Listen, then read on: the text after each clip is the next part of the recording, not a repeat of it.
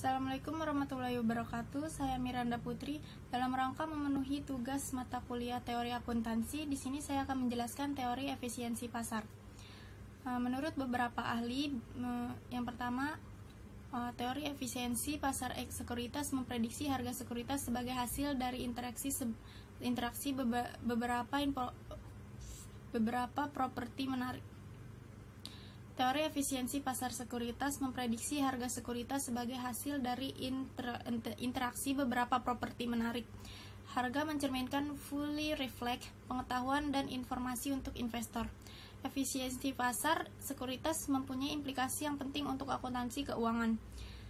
Efisiensi berimplikasi pada isi informasi dari pengungkapan, bukan dari bentuk pengungkapan itu yang dinilai oleh pasar. Itu menurut Rohmah tahun 2017.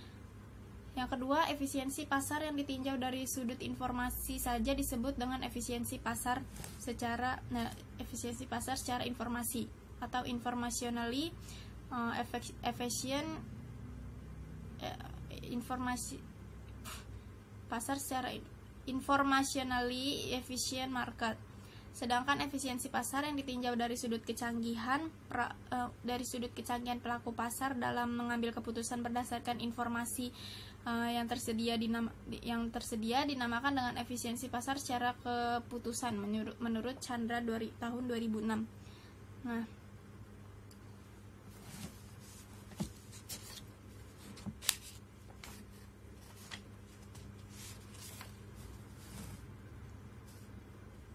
selanjutnya yang ketiga yaitu sesungguhnya teori efisiensi pasar akuntansi digambarkan sebagai suatu keadaan kompetisi dengan sumber informasi lain seperti berita-berita, analisa keuangan, dan bahkan harga pasar itu sendiri.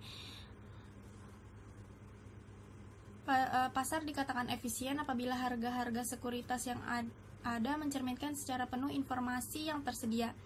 Dalam hal ini, informasi yang tersedia bisa meliputi informasi di masa lalu, atau misalkan laba perusahaan tahun lalu, informasi saat ini, atau misalkan rencana kenaikan dividen tahun ini, serta informasi yang bersifat pendapat atau opini rasional atau opini rasional yang beredar di pasar yang bisa mempengaruhi perubahan harga.